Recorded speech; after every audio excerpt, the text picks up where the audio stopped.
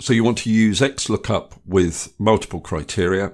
So what I want to do here is return Bob's sales value in the northern region.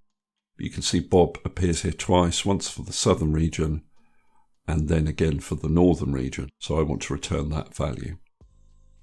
Now before we do the XLOOKUP, I just need to explain a little bit about true and false values. True is equal to 1 and false is equal to 0.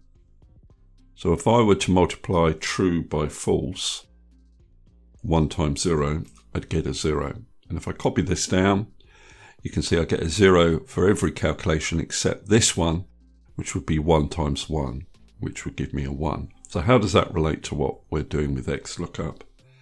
Well, I'm going to perform a test on each of these criteria column.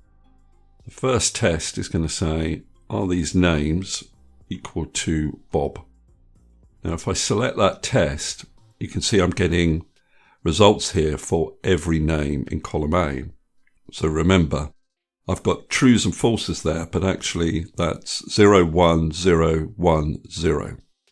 Now I'm going to put that in brackets because that's my first test.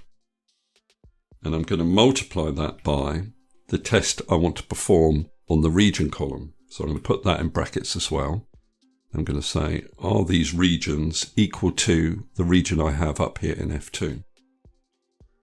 So again, if I select that test there, you can see I'm getting my true, false, false, true, false, or 1, 0, 0, 1, 0.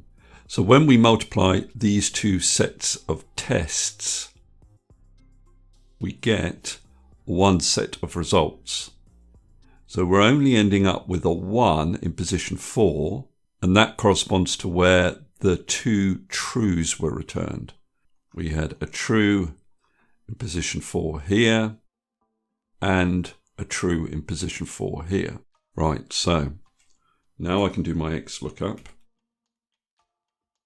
Now what am I looking up? I'm looking up the position of the 1, aren't I? So comma. My lookup array is returned by this calculation here. So it's in position 4, comma. And my return array is the array of values I want to return. So the sales values.